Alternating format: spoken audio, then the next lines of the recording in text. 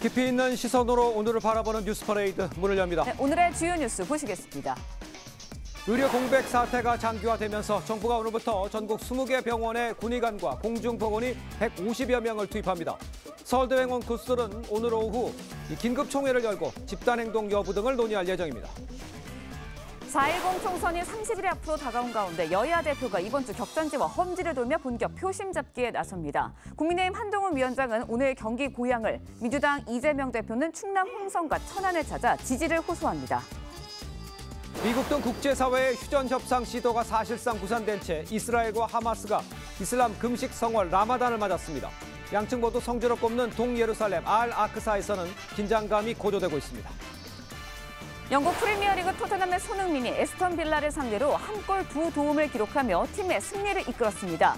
2경기 연속골과 8시즌 연속 공격 포인트 20개라는 대기록을 달성하며 최고 평점의 최우수 선수까지 휩쓸었습니다. 저희는 잠시 뒤에 돌아오겠습니다.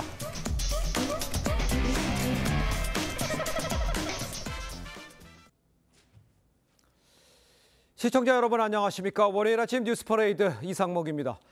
의료 공백 사태가 길어지면서 정부가 오늘부터 공중보건의와 군의관을 서울 5대 병원 등 의료 현장에 투입합니다. 이 정부와 전공의가 물러섬 없이 맞서고 있는 가운데 서울대 의대 교수들은 오늘 긴급총회를 열고 대응책을 논의합니다. 취재기자 연결해서 자세히 알아보도록 하겠습니다. 자, 성민혁 기자. 네, 서울대병원에 나와 있습니다. 자, 공보위와 군의관 투입이 이미 시작됐습니까? 네, 공보위와 군의관들은 오늘부터 순차적으로 현장에 투입이 됩니다. 현장 근무를 시작했는지는 아직 확인되지 않고 있는데요. 정부는 이곳 서울대병원을 비롯한 5대 병원과 국립중앙의료원 등 전국 병원 20곳에 군의관 20명과 공보위 138명 등 모두 158명을 파견합니다. 전공의 집단사직으로 의료 공백이 20일 넘게 이어지자 교수들도 움직임을 보이고 있습니다. 이곳 서울대병원에선 오후 5시부터 본원과 분원 병원 교수들이 모여 총회를 엽니다. 특히 단체 사직서 제출 같은 집단 행동 여부도 논의할 예정입니다. 앞서 분당 서울대병원에서 진행한 자체 설문조사에선 85%가 전공의와 학생들을 보호하기 위해 집단 행동에 나설 수 있다고 답했습니다. 의대생들이 수업을 거부하면서 집단 유급 사태에 대한 우려도 커지고 있습니다. 전국 의과대학 교수협의회에서도 14일을 마지노선으로 보고 개강 연기 등 대책 마련에 나섰습니다. 복귀 명령을 따르지 않는 전공의에게 면허 정지 사전 통지서 전달도 마무리되고 있습니다. 이르면 26일부터 면허 정지 통보를 받는 전공의가 나올 수 있습니다. 정부는 대화할 준비가 돼 있다며 전공의 복귀를 거듭 촉구하고 있습니다. 서울대병원에서 TV조선 성민혁입니다. 호주 대사로 임명된 이종섭 전 국방부 장관이 어젯밤 호주로 출국을 했습니다.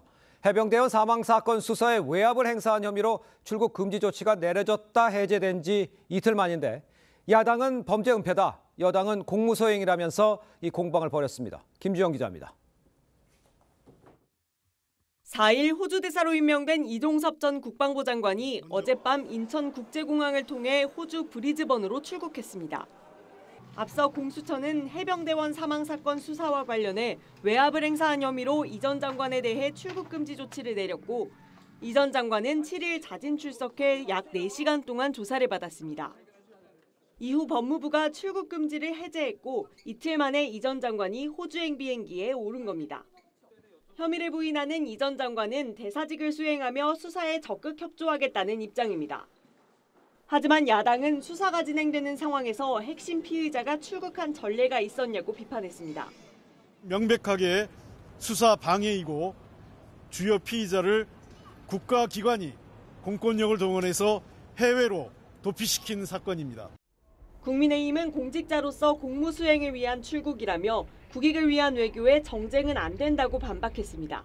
여러 분야에서 협력이 심화되고 있는 주요 우방 국가의 대사를 계속해서 무작정 비워둘 수는 없는 것입니다. 당내 일각에선 피의자 신분인 이 전 장관을 대사로 발탁한 것 자체가 논란의 여지를 만들었다는 지적도 나옵니다. TV조선 김주영입니다. 네, 그제 통영에서 어선 전복 사고로 실종된 선원 5명의 생사가 아직까지 확인되지 않고 있습니다. 사고 어선을 인양한 구조당국은 정밀 수색에 나섰는데 이 와중에 거제에서도 또 다른 어선이 좌초하는 사고가 발생했습니다. 장혁수 기자의 보도입니다.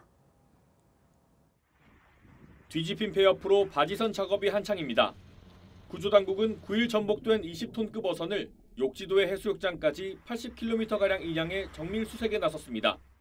파고가 높고 연성 파도로 인해서 수중 진입도 어렵고 풍랑과 파도가 영향이 적은 안전해역으로 이동을 한 겁니다. 선원 9명 중 4명은 숨진 채 발견됐지만 5명은 아직 생사가 확인되지 않았습니다. 해경은 기상 악화와 선체 고장 등 다양한 가능성을 놓고 사고 원인 수사를 진행 중입니다. 서구리에 그물이 감기면은 파도가 치거나 바람이 불어서 배의 이동성이라든지 가망성이라든지 이런 부분들이 좀 지장이 있을 수 있습니다.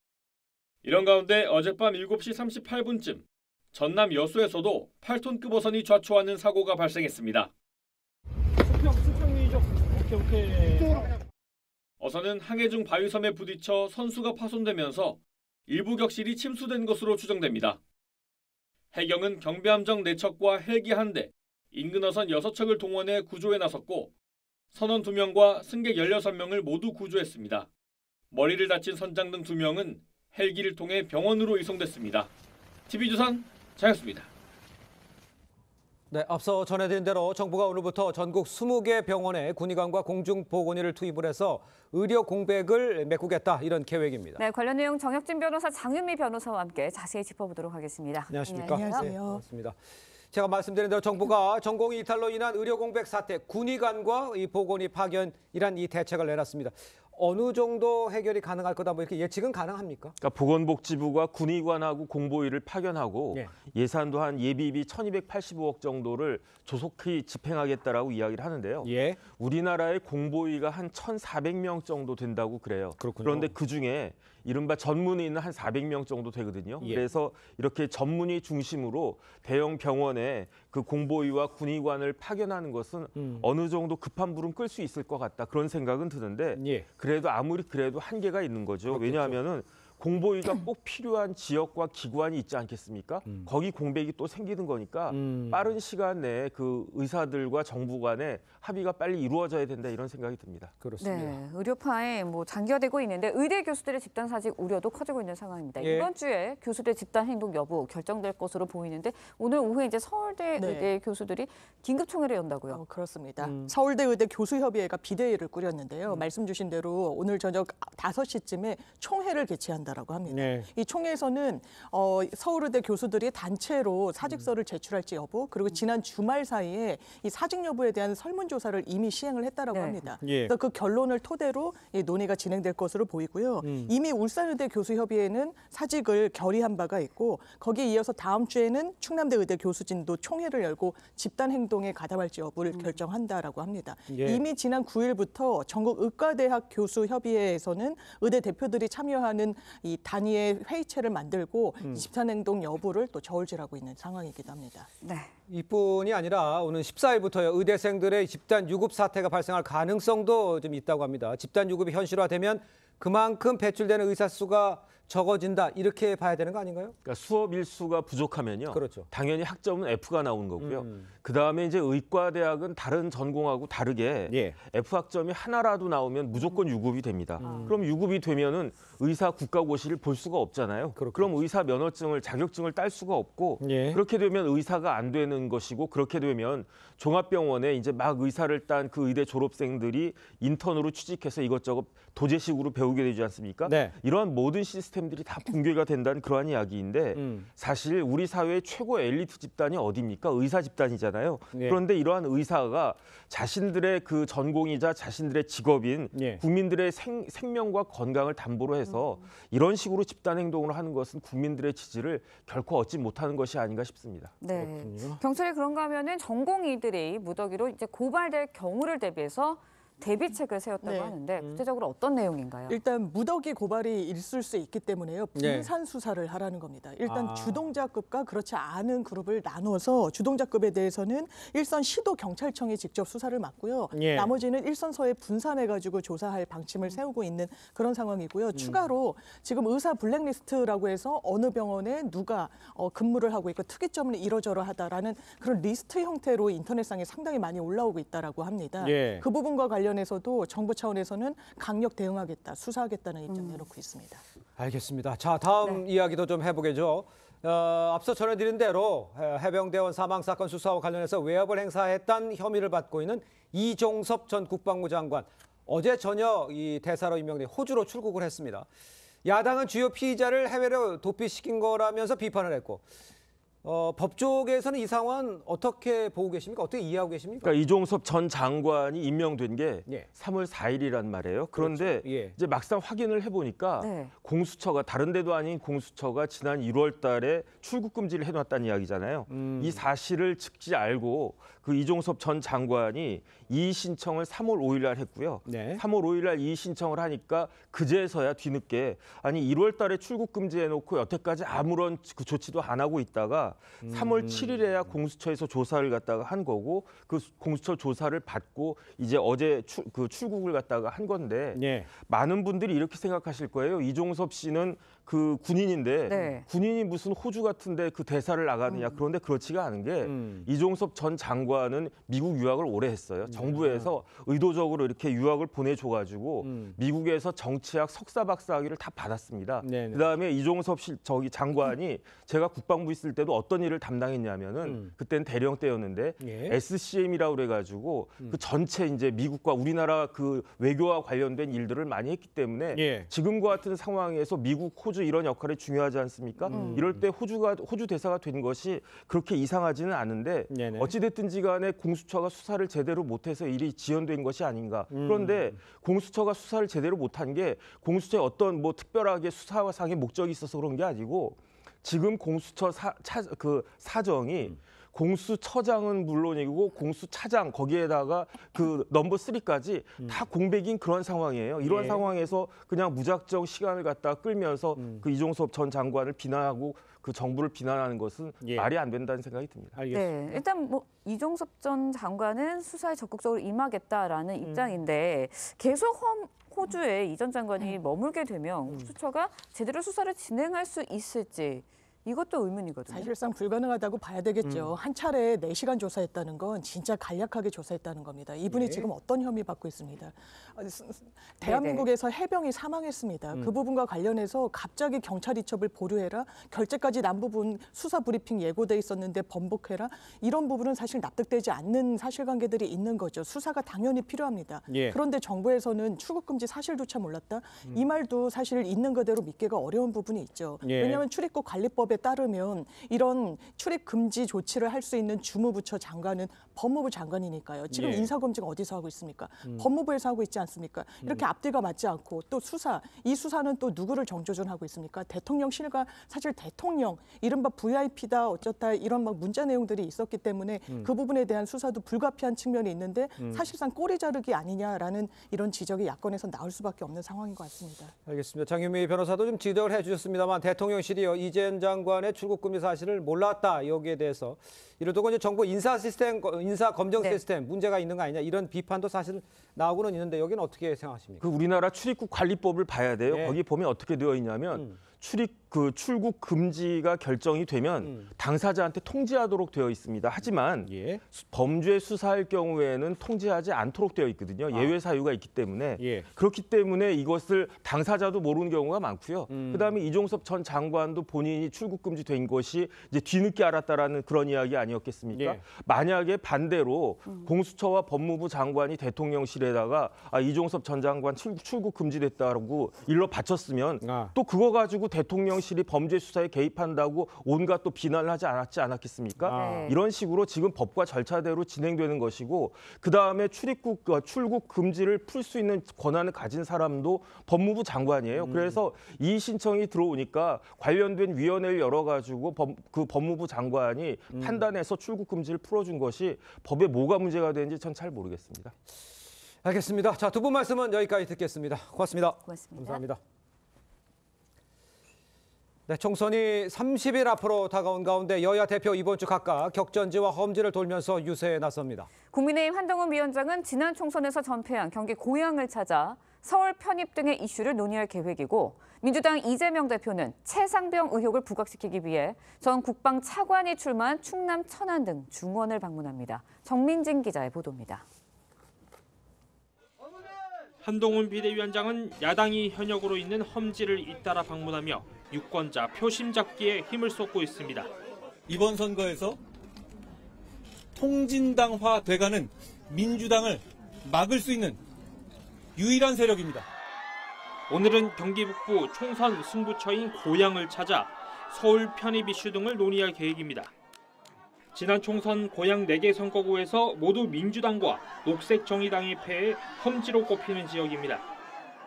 한 위원장은 이번 주 서울 영등포와 양천, 낙동강 벨트와 광주, 전남을 방문한 데 이어 경기도 평택까지 전국 순회 일정을 소화합니다. 이번 총선을 정권 심판의 날로 규정한 민주당 이재명 대표도 주요 격전지를 방문하며 정부 여당의 실정을 부각할 계획입니다. 무능 정권에 대한 심판의 날이자 폐륜 공천에 대한 심판의 날입니다. 오늘은 최상병 의혹 등 이슈가 있는 신범철 전 국방차관의 출마지 충남 천안을 방문합니다. 천안갑은 지난 총선에서 친명 문진석 후보가 신 전 차관에게 1000여 표 차이로 이긴 격전지입니다. 이 대표는 이후 대전, 세종, 충북을 방문해 정부의 R&D 예산 삭감 문제를 제기하고 부산 등을 찾아 2030 엑스포 유치 실패를 지적할 전망입니다. TV조선 정민진입니다. 광주 출마 입장을 밝혔던 새로운 미래 이낙연 대표가 출마지를 광주 광산 을로 최종 결정했습니다. 네, 대표적 친명계인 민영배 의원 지역구로 민의원을 꺾고 민주당을 대체할 진짜 민주당이란 걸 강조하겠다는 의지로 보입니다. 조국혁신당 조국 대표는 노무현 전 대통령 묘역이 있는 봉화마을을 찾았습니다. 제3지대 움직임 최민식 기자가 전해드립니다. 광주 김대중 컨벤션 센터가 새로운 미래 당색인 민트색 풍선으로 채워졌습니다. 문재인 정권 때문에 졌다, 이낙연 때문에 졌다, 다 거짓말입니다. 새로운 미래 이낙연 대표는 이재명의 민주당으론 정권 교체가 어렵다며 새로운 미래야말로 진짜 민주당이라고 강조했습니다. 낙후된 광주를 다시 자랑스럽게 만들겠다며 광주 광산을 출마를 선언했습니다. 진짜 민주당의 씨앗이 되겠습니다. 광산을 광주의 관문답게 발전시키겠습니다. 광주 광산을은 친명계 현역인 민영배 의원의 지역구입니다.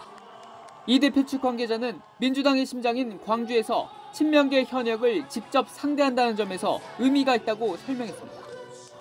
조국혁신당 조국 대표는 노무현 전 대통령의 사저가 있는 봉화마을을 찾아 노 전 대통령의 부인 권양숙 여사를 예방했습니다. 조 대표는 권 여사가 조국혁신당이 민주당과 상승 효과를 낼 것 같다고 말했다고 전했습니다. 개혁신당 이준석 대표는 자신과 이원욱 의원이 출마한 경기 화성에서 당원 간담회를 열었습니다. TV조선 최민식입니다. 자, 4월 10일 총선이 오늘로써 30일 앞으로 다가왔습니다. 여야 공천 막바지에 접어들면서 본선 대진표 윤곽이 지금 드러나고 있는 상황입니다. 네, 패널 두 분과 함께 정치권 소식 자세히 짚어보도록 하겠습니다. 윤기찬 국민의힘 법률위 부위원장, 서영주 더불어민주당 상근 부대변인 함께합니다. 예, 안녕하세요. 안녕하세요. 네, 반갑습니다. 자, 민주당 소식 먼저 살펴보죠. 이재명 대표가 어제 기자회견을 열고요. 국민의힘 공천을 강하게 비판을 했습니다. 목소리 직접 들어보겠습니다. 국민의힘은 국민에 대한 최소한의 예의조차 지키지 않고 있습니다. 그야말로 폐륜 공천으로 국민을 능멸하고 있습니다. 심판해야 합니다. 심판하면 바뀝니다. 심판해야 바뀝니다. 이번 총선은 국민의힘과 더불어민주당의 대결이 아닙니다. 반국민 세력 국민의힘과 국민의 대결입니다. 제가 강하다고 그랬는데 강한 것보다 더 심하다 이렇게 들을 수도 있는 부분이 있습니다. 이재명 대표 국민의힘 공천, 폐륜 공천이라면서 정권 심판을 강하게 강조한 모습인데 어제 기자회견 저 어떻게 들으셨습니까?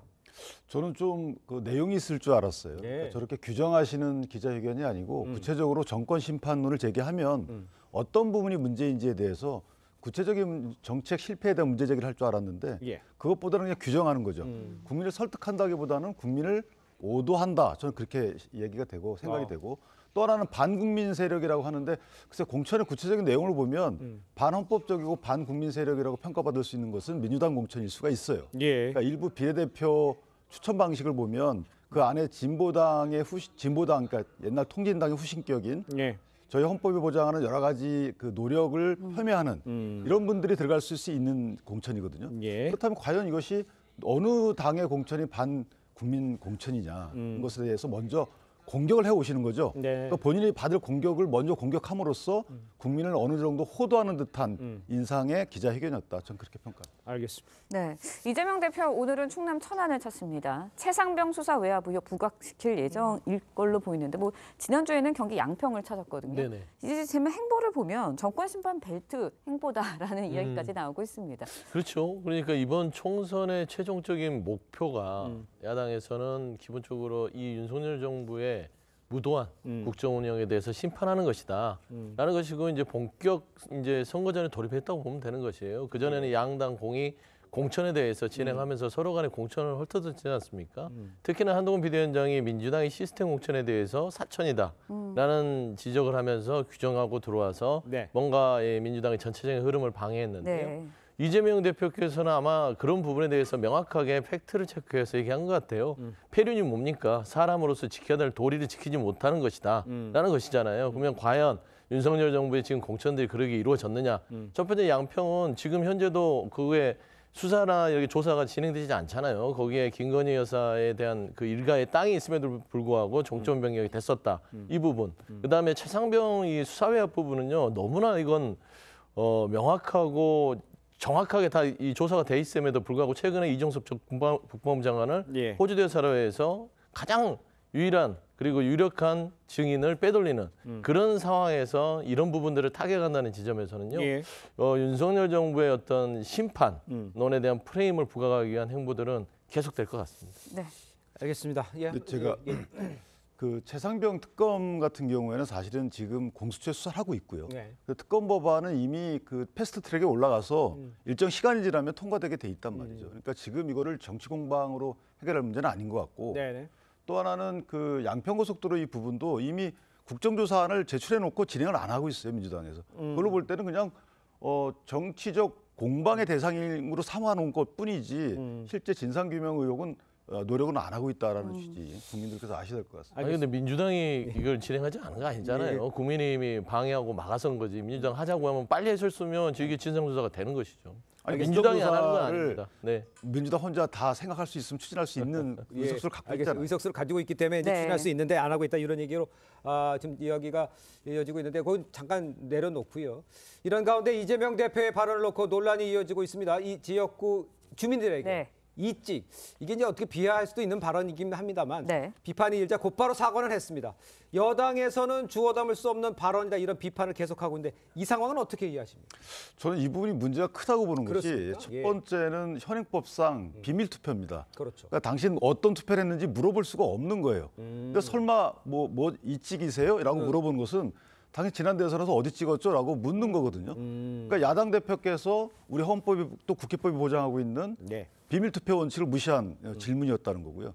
또 하나는 그 설마 이찍이었냐 이 말 자체가 왕따하는 수단인 것이죠. 해당 지역구가 민주당의 지지 기반이 강한 지역구거든요. 그렇다면 민주당의 지지 기반이 강한 지역구에서 당신 설마 누구 찍었어라고 묻는 것은 낙인 효과가 있지 않겠습니까? 그러니까 저는 저런 식의 반응이 물론 또 밴드웨건 효과를 몰아올 수 있는 여지도 없잖아 있지만 긍정적 효과도 없잖아 있지만 본인한테는 그러나 야당 대표가 할 수 있는 대화의 범위를 넘어섰다. 이것은 국민의 비밀투표권을 보장하는 법을 위반한 것일 뿐만 아니고 낙인 효과를 통해서 국민을 갈라놓는 이런 처사다라고 생각을 합니다. 알겠습니다. 네, 그런가 하면은 이 대표 어제 수도권에서 위기감이 고조되고 있다라는 지적에 지난 서울시장 선거를 언급하면서 예측과 실전 달랐다 이런 이야기를 했는데 당내에서는 현재 수도권 판세 어떻게 좀 예측을 하고 전망을 하고 계시나요? 일단 뭐 총선은 본선에 가봐야 그 결과를 알 수 있는 것입니다. 그렇죠. 지금 뭐 이게 불리하다, 유리하다라는 것들은 양당 모두 다 이거는 굉장히 경솔한 부분이에요. 하지만 이제 선거라는 게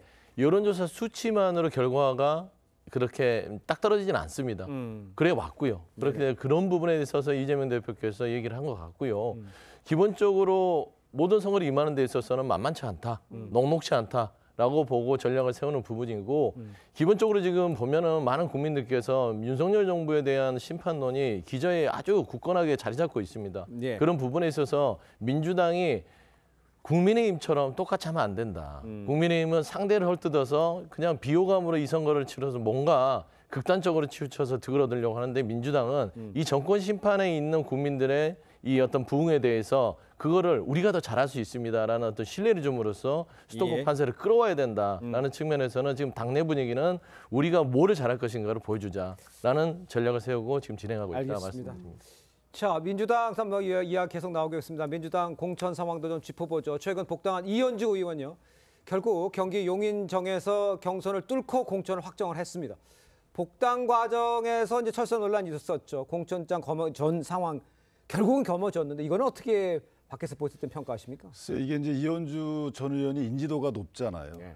높은 인지도를 배경으로 해서 경선에서는 유리한 고지를 점령합니다. 근데 이제 그 경선 상대방 중에 저는 개인적으로 박성민 전 비서관의 경우는 활발한 활동을 하는 사실은 기대되는 청년 정치인이었어요. 네. 근데 경선을 붙임으로써 사실 그 정치인이 이길 수 있는 길을 막았던 거거든요. 저는 개인적으로 다른 지역구로 뭐 가서 경선을 시키든지 예. 비슷한 분이 계시는 데 있죠. 여전사 3인방이라고 하시는 분들 3분을 경선시키든지 이렇게 해서 비슷한 경력을 가진 분들을 경선을 시켰어야 되는 것이지 한참 활발히 크고 있는 청년 정치인과 경선을 시켜서 그 청년 정치인이 이길 수 있는 길을 봉쇄했다. 저는 여기 하나 문제가 있는 것이고 예. 또 하나 이현주라는 정치인의 행보 자체는 모든 국민이 알 수 있듯이 상당한 광폭의 행보를 해왔습니다. 예. 그러니까 정치 스펙트럼을 넘나드는데 저는 원칙이 있나 싶은 것이고 또 하나는 지역적 스펙트럼도 너무 넓어요. 광명에서 시작을 해가지고 예. 사실 부산에 또 영도로 갔다가 부산 또 옆 지역구로 갔다가 부산시장 출마했다가 다시 또 경기도로 왔단 말이에요. 용인으로 왔습니다.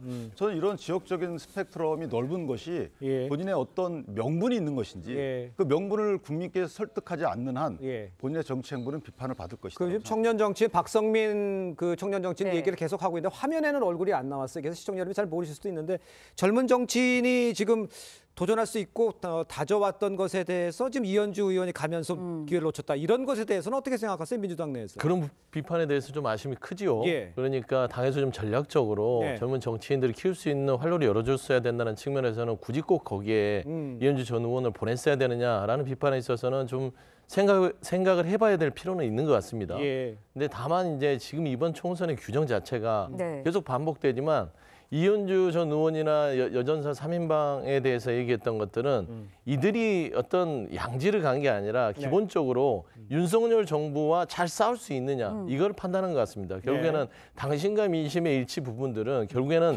정권 심판을 한 후에 이 총선에 승리해서 이분들을 말하자면 국회에 입성시켜서 나머지 남은 3년이 있지 않습니까? 윤석열 정부. 이 세 분께서 그 역할을 앞에서 해줄 수 있을 것이라는 기대감에 아마 선택을 받지 않았을까. 좀 그렇게 좀 판단하고 싶습니다. 알겠습니다. 네, 민주당 이제 조만간 선대위 구성 발표할 예정이라고 합니다. 이재명, 이해찬, 김부겸 3톱, 3톱 체제가 유력하다라는 말들이 나오고 있는데 현실화될지 또 꾸려진다면 실제로 공천 내용 좀 잠재울 수 있을지 어떻게 보시나요? 저는 저기 언급되는 분들은 이미 이제 익숙한 분들이잖아요. 그렇죠. 그중에 김부겸 전 총리의 경우에는 사실은 이제 개파 색채가 가장 낮은 분이죠. 저게 이제 한 분 더 들어가야 되는 부분이 사실은 친문 개파 색채가 좀 강한 분이 들어가야지만 지금 현재 민주당의 어떤 난맥상을 수습할 수가 있다라고 생각을 합니다. 김부겸 전 총리 훌륭하시죠. 그런데 아우를 수 있는 곳 중에 지금 비어 있는 데가 친문 색채가 강한 분이에요. 그래서 조국 신당이 뜨는 것이라고 저는 평가를 하기 때문에 친문 색채가 강한 분, 친문이라는 색채 때문에 역차별 받았던 분이 선대위원장으로 들어와야지만 민주당은 통합된 선대위 구성으로 구성이 완료된다. 이렇게 평가합니다. 그 임종석 전 실장 이야기도 이탄희 의원 이야기도 나오고 있잖아요. 지금 보실 때는 그러면 선대위원은 어떤 식으로 집단으로 합니까? 어떻게 합니까? 일단 공동선대위원장이 되는 것이죠. 그리고 이제 선거가 치러지면 지금 말했다시피 정권 심판 벨트 있지 않습니까? 그게 곳곳에 있습니다. 충청도 있고 뭐 저 강원도 있고 부산도 있고 많이 있습니다. 그러면 거기에 가서 역할을 할 수 있는 부분들로 선대위를 구성하는 것이고요. 보면 이해찬 대표 같은 거 잘 알지만 거긴 충청 중심이고요. 그렇죠. 김부겸 정총리는 TK입니다. 그다음에 이제 임종석 실장이나 전 실장이나 이탄희 의원이 들어온다면 예. 호남과 친문, 그다음에 젊은 정치에 대한 소장파의 소신 이런 부분들이 아울러져서 나름대로 좀 큰 의미 있는 선대위가 구성되지 않을까 좀 그렇게 예측합니다. 알겠습니다. 자, 다음 소식 짚어보겠습니다. 국민의힘 비례대표 위성정당이죠. 국민의 미래 후보 신청에 530명이 몰린 가운데 이니환 전 혁신위원장이 선대위원장으로 거론되고 있습니다. 앞서 한동훈 위원장과 인 전 위원장 발언부터 듣고 오겠습니다. 한 장관님 굉장히 신선하고 좋잖아요. 너무 좋은 분이에요. 아주 합리적인 분이에요. 저보다 젊지만 제가 존경하는 분입니다. 여러 가지로 장점이 많은 분이라고 생각합니다. 존경할 만한 가문이고 이뇨한 위원장이 그동안 우리 당을 위해서 해온 활동들을 보시면 저는 장점이 많은 분이다. 자, 530명이 이제 후보 신청을 했는데 당선권이 한 20번 정도 이 안팎 이렇게 예상을 합니다. 그러니까 한 27대1 수준이다 이런 이야기 나오고 있습니다. 순번을 어떻게 배치했니? 누가 번호를 배치할지 이거 굉장히 중요할 것 같은데 그거는 어떤 식으로 운영이 될 것 같아요? 보이세요? 뭐 이건 순수한 예측인데요. 그렇겠죠. 일단은 비례대표 운영 그 방법을 보면 어쨌든 비례성 강화, 그러니까 대표성 강화거든요. 그렇겠죠. 예를 들면 지금 국민의힘의 공천 결과를 보게 되면 경선 지역도 있기 때문에 실제 30대 이하가 10% 정도뿐이 안 되는 걸로 알려져 있어요. 네. 그리고 여성도 좀 많이 낮은 걸로 알려져 있기 때문에 맞아요.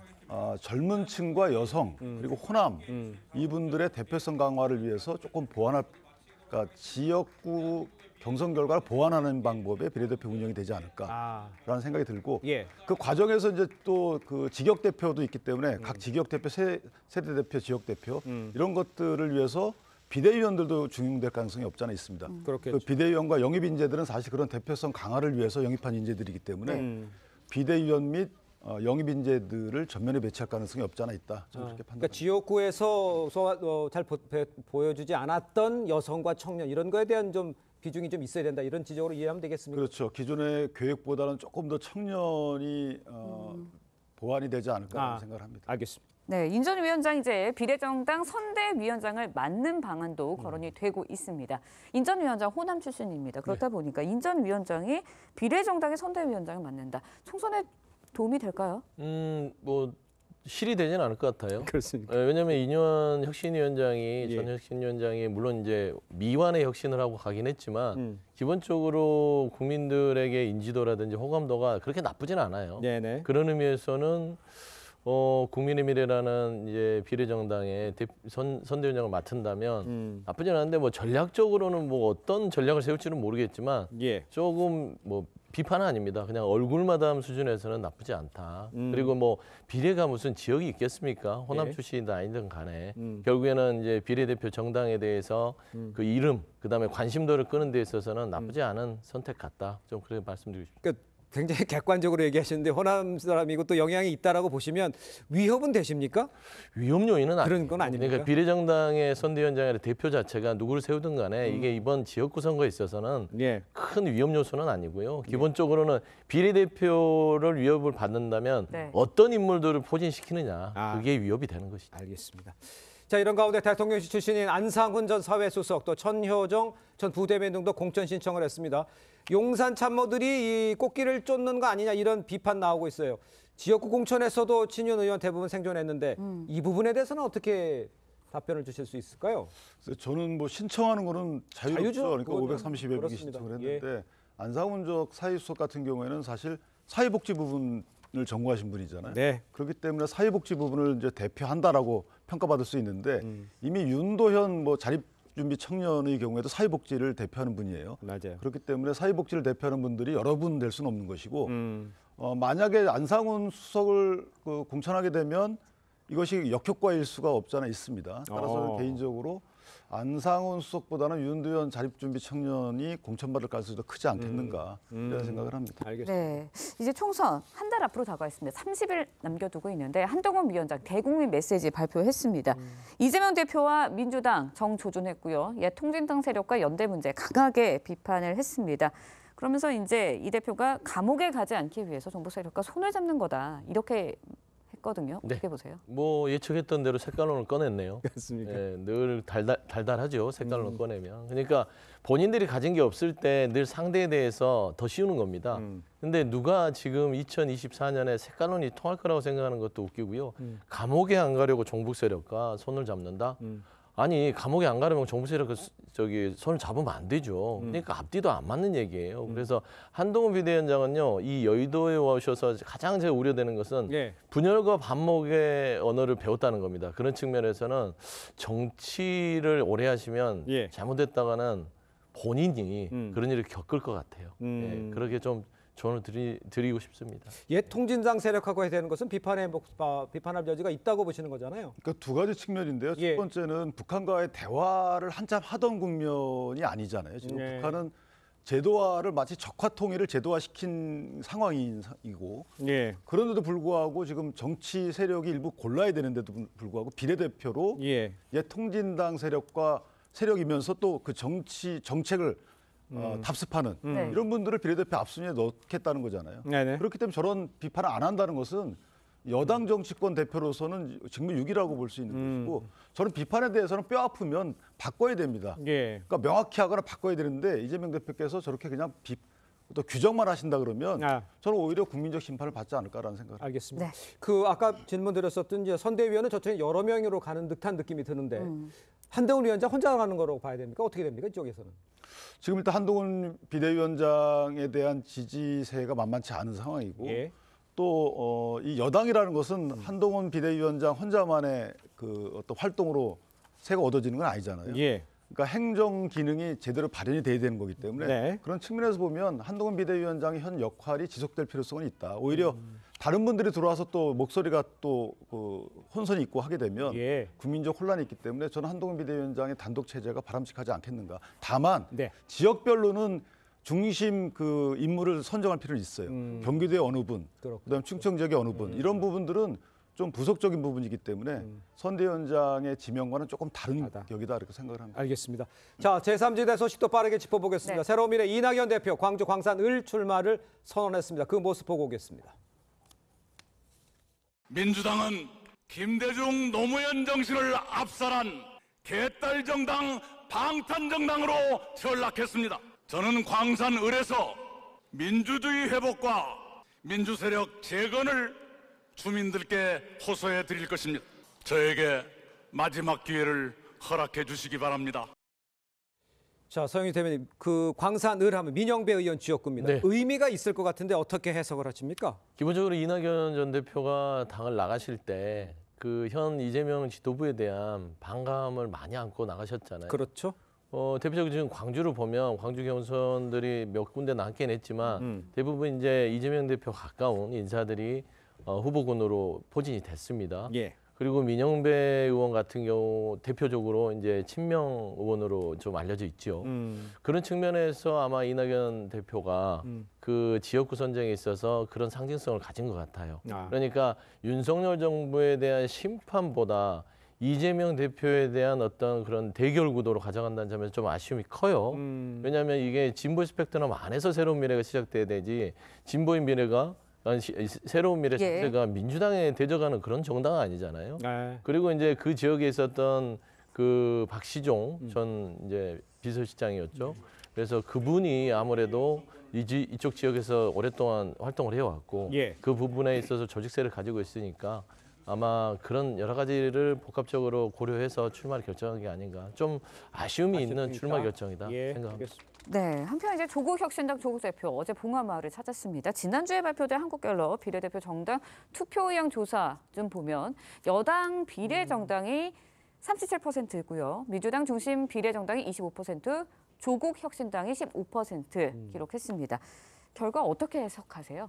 그러니까 조국혁신당의 이름은 조국혁신당으로 붙였지만 사실은 이제 친문 정당으로 국민들께는 각인이 된 것 같아요. 그렇기 때문에 친문을 지지하시는 분들, 문재인 대통령 지지하시는 분들이 대거 지지하게 된 것인데 문제는 이제 그 공천된 인물들을 봐야 됩니다. 그러니까 조국혁신당에서 공천한 인물들을 볼 때 과연 이분들이 국민적 시각에서 볼 때 받아들일 수 있는 분들이냐. 이런 부분들이 반영된 지지율은 조만간 나타나겠지만 어쨌든 이 친문정당이라고 일컬어진 조국신당의 그 약진이 사실 이준석 당대표의 개혁신당에 아쉬움을 좀 줍니다. 그러니까 이준석 당대표의 개혁신당이 조금 더 부상을 해야지만 범보수 쪽의 어떤 지지하는 국민들이 표를 줄 곳이 생기는 것인데 그 부분이 조금 더 아쉬움이 있다. 좀 그렇게 알겠습니다. 저 CG를 한 번 더 올려주시면요. 뭐 계속 변하긴 하고 있습니다만 조국 신당의 뭐 약진이란 표현까지는 좀 그렇습니다만 합쳐서 국민의힘 쪽으로 비슷한 수준이 되잖아요. 저렇게 조국 신당이 좀 커지는 상황에 대해서는 어떻게 평가를 하세요? 아니, 조국 혁신당이 커지는 이유는 분명합니다. 그러니까 노선이 분명한 거예요. 하나예요. 그러니까 윤석열 정권에 대한 심판인데 그것보다 분명한 건 검찰 정권이라는 규정이 있어서 이걸 심판하겠다는 겁니다. 그러면은 저 정도의 지지율 자체는 국민의 여러 가지 많은 그 의견들이 있겠지만 이번 이 정권이 검찰 정권이라는 거에 동의하는 사람들이 저기에 표를 주는 거예요. 다른 게 없지 않습니까? 정당에 대한 목표는 오로지 그거고 지역구에 출마하는 것도 아니고 비례정당이에요. 근데 비례정당에 저 정도의 어떤 지지를 보낸다는 거는 많은 국민들이 이 윤석열 정부에 대해서 검찰 정권이라고 여기고 있다라는 의미를 좀 내포하고 있다고 봅니다. 민주당이 더 득이 되고 있다고 보시는 겁니까? 그렇죠. 왜냐하면 그 여러 가지 큰 축에서 민주당도 윤석열 정권 심판 속에 이 검찰 정권을 종식시켜야겠다라는 의미가 있기 때문에 저는 뭐 나쁘지는 않은 동행이다 그렇게 보고 있습니다. 짧게 한 말씀 드리면 저기 유죄 판결 받으신 분도 계시잖아요. 대법원 확정은 안 돼 있지만 그렇다면 법원 정권이라는 소리도 들어야 됩니다. 그러니까 저것은 제도적 시스템을 사법 시스템 무력화시키는 정당이기 때문에 국민적 판단은 다를 것이다. 국민들 그렇게 생각하지 않는다. 어떤 결과가 나오는지 지켜보죠. 자, 두 분 말씀은 여기까지 듣겠습니다. 고맙습니다. 고맙습니다. 감사합니다.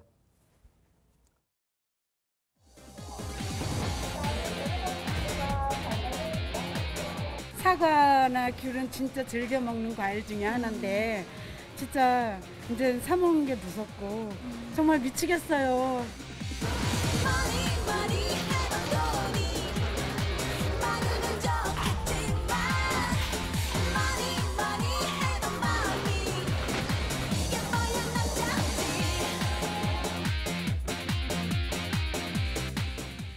네, 보신 대로 과일 가격이 고공행진을 이어가는 가운데 이번 달 과일과 채소는 물론 다른 농산물 가격도 오를 것으로 지금 전망이 되고 있습니다. 네, 관련 내용 석병훈 이화여대 경제학과 교수와 함께 자세히 짚어보도록 하겠습니다. 안녕하십니까. 안녕하세요. 지금 보면 과일값 무섭게 오르면서 지난달 기존 과일값이요 32년 만에 최대 수준으로 상승을 했습니다. 구체적으로 얼마나 많이 올랐다는 겁니까? 지난 2월 기준으로 사과는 71%, 배는 61.1%, 감귤은 78.1% 등으로 치솟았어요. 과일류 물가가 전년 대비 40.6% 폭등하면서 농축산물 물가 상승률 12.8%로 끌어올리는 결과를 얻었습니다. 이번 달에도 주요 과채료 가격 더 오를 것이다라는 전망이 나왔거든요. 왜 이렇게 오르는 건가요? 지금 농촌경제연구원의 보고 자료에 따르면요. 이번 주에도 이번 달에도 토마토 도매 가격 같은 경우도 1년 전보다 무려 44% 가까이 상승하고요. 딸기 참외 도매 가격 같은 경우도 이제 전년 동기 대비 17.7%, 5.1% 오를 것으로 전망을 하고 있습니다. 이렇게 과채료 가격이 상승하는 가장 큰 요인은 결국은 출하량이 감소하기 때문이고요. 출하량이 감소하는 가장 큰 요인은 이상기온의 영향입니다. 즉 일조 시간이 부족한 등 이상기온 영향으로 출하량이 감소하기 때문인데요. 가장 큰 문제는 이미 지금 비싼 사과나 배 이거 비싼데요. 이거를 대체할 수 있는 과채류인 참외 그리고 토마토 이런 것들도 앞으로 비싸지기 때문에 당분간 과일 가격이 내려가기가 힘든 게 아니냐 하는 상황이고요. 이것에 대한 대책으로 원래는 정부가 비축하고 있는 사과, 배 이런 것을 시장에 공급을 늘려야만 가격이 낮아질 수가 있는데요. 이미 설 성수기에 사과, 배 비축 물량을 대다수 공급을 했습니다. 그래서 결국은 추석 때 햇사과가 나올 때까지는 마땅히 시장에 내놓을 사과도 없는 상황이라서 더 추가적인 가격 상승이 우려되고 있는 실정입니다. 그렇군요. 근데 지금 더 큰 문제는요. 과일에 이어서 채소류 같은 다른 농산물 가격도 크게 오를 것으로 지금 예상이 된다는 점이잖아요. 농산물 가격 오름세 물가 상승을 이끌면서 상승될 가능성이 있는 상황이라고 봐야 됩니까? 예, 그런 우려가 점점 커지고 있다고 저도 보고 있습니다. 예. 지난달 소비자 물가 지수가 작년 같은 달보다 다시 3.1% 올라서 3%대로 진입을 했는데요. 네. 그 가장 큰 이유가 이제 농축산물 가격 상승이 주요 이유 중에 하나였습니다. 그래서 신선 과실과 신선 채소 상승률이 각각 41.2%와 12.3%였는데요. 예. 문제는 이제 이달에도 농산물 가격 오름세가 전반적인 물가 상승으로 이어지는 이거를 갖다가 이제 에그플레이션이라고 하죠. 맞아요. 에그리컬처라 하고 인플레이션 합성어인데요. 예. 이 우려가 지금 커지고 있습니다. 왜냐하면 소비자 물가 지수에서요. 가중치를 보면 식료품 및 비주류 음료와 음식 서비스의 가중치를 합친 게 약 28%에 달합니다. 그래서 이렇게 농축수산물 가격이 상승을 하게 되면 시간을 두고 식료품 가격도 올라가고 당연히 외식비인 음식 서비스 가격도 올라갈 수밖에 없는 것이거든요. 예. 그래서 소비자 물가 지수 상승률도 다시 올라갈 가능성이 있다고 저도 보고 있습니다. 네, 그렇군요. 물가가 이렇게 오르니까 정부가 이제 대책으로 농축산물 할인 지원의 역대 최대 수준인 600억 원 지원하기로 했습니다. 그런데 이게 정말 600억 원 가지고 이 물가를 잡을 수 있을까 이런 생각도 들거든요. 어떻습니다? 예, 저는 어떻습니까? 당연히 잡을 수 없다고 이전부터 얘기를 예, 해왔습니다. 그렇죠. 예, 당연히 이것을 잡을 수 없는데요. 간단하게 예를 들어서 말씀을 드리면요. 예를 들면 귤 가격은 상승을 하는데요. 네네. 정부가 뭐 600억 원의 예산을 들여서 할인 쿠폰 같은 것을 발행해서 사과 가격만 할인을 한다고 생각을 해보겠습니다. 예. 그러면 당연히 귤은 비싸지는데 사과는 할인 쿠폰을 주니까 당연히 귤을 안 사 먹고 사과를 더 사 먹겠죠. 예. 그러면 당연히 사과 수요가 급증을 해서 결국 사과 가격이 급등하는 결과를 초래하게 됩니다.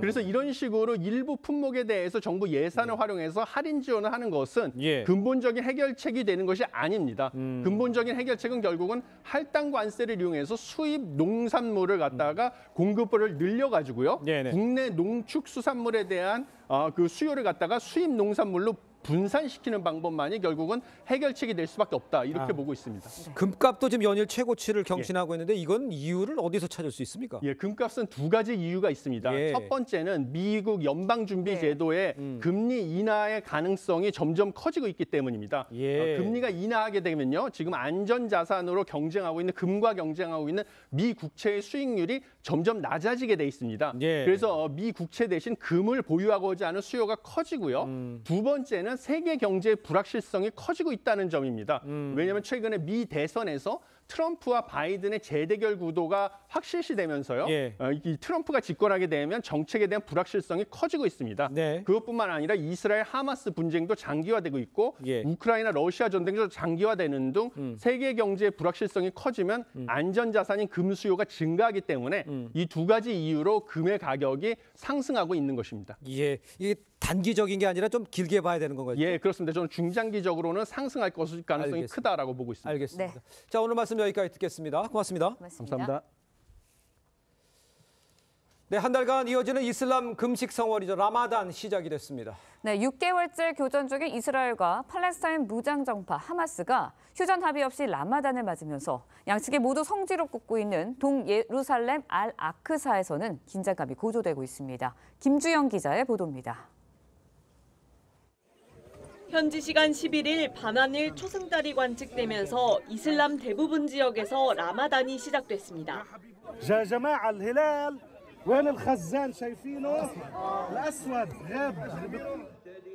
29일 안팎인 라마단 기간엔 성도들이 일출부터 일몰시까지 음식과 물을 입에 대지 않다가 해가 지면 성대한 만찬을 즐깁니다. 미국 등 국제사회는 이 라마단 기간 전 이스라엘과 하마스 간 휴전을 이끌어내려 협상을 시도했지만 사실상 무산됐습니다. 이 때문에 이슬람교와 유대교, 기독교가 모두 성스럽게 여기는 동예루살렘의 알-아크사 성지를 중심으로 긴장감이 감돌고 있습니다. 이스라엘이 점령 중인데 하마스가 라마단 기간 알-아크사 집결을 촉구하면서 새로운 충돌의 불씨가 될 수 있기 때문입니다. Israel will strongly safeguard the freedom of religion for all faiths at all sites in Israel, especially the Temple Mount and Al-Aqsa. 지난해 10월 하마스가 이스라엘을 기습할 때 작전명도 알-아크사의 홍수였습니다. 라마단 마지막 열흘 철야 기도를 위해 무슬림들이 알-아크사에 몰리면 긴장은 최고조에 달할 전망입니다. TV조선 김주영입니다.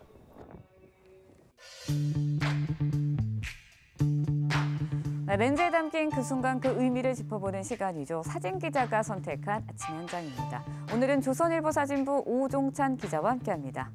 안녕하세요. 오늘 아침에 볼 사진 어떤 건가요?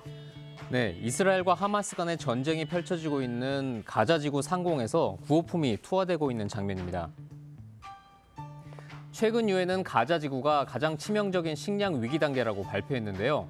지원국들은 연일 수송기를 통해 구호품을 공중 투하하고 있습니다. 현장의 사진들 함께 보시죠. 군 수송기가 투하한 구호품들이 낙하산을 타고 내려옵니다. 낙하산이 보이면 가자지구 난민촌 주민들이 구호품을 받기 위해 몰려듭니다. 그런데 낙하산 고장으로 구호품이 그대로 추락해서 이를 받으려던 주민이 숨지는 사고도 종종 발생하고 있습니다. 네, 난민을 도우려는 의도였는데 사고가 참 안타깝게 느껴집니다. 근데 지원국들이 이렇게 연일 공중 투하 방식으로 구호품을 전달하는 이유는 왜인가요? 네, 현재 이스라엘이 보안상의 이유로 가자지구로 진입하는 육로 국경을 모두 차단했기 때문입니다. 국경지대에는 국제사회가 보낸 수많은 구호물자가 대기하고 있지만 육로 진입을 못하고 있습니다. 그래서 공중 투하하고 있는데 육로에 비해 효율성이 크게 떨어진다는 단점이 있습니다. 국제사회는 바다를 통한 해상 수송을 시작하는 한편 육로 개방을 촉구하고 있습니다. 네, 가자지구에도 하루빨리 평화가 찾아오길 기원합니다. 지금까지 아침 현장이었습니다.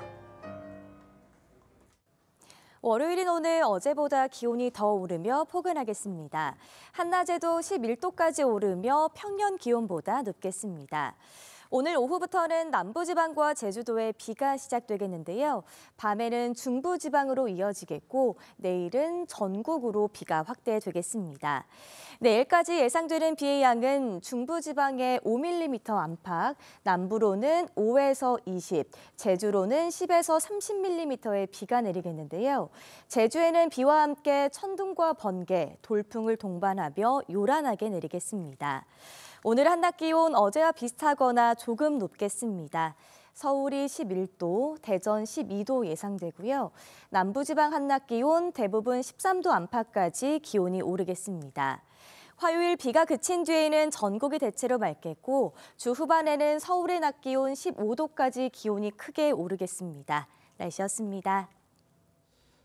네, 이상으로 월요일 뉴스 퍼레이드 마칩니다. 네, 저희는 내일 아침 7시 30분에 다시 찾아뵙겠습니다. 시청해주신 여러분 고맙습니다.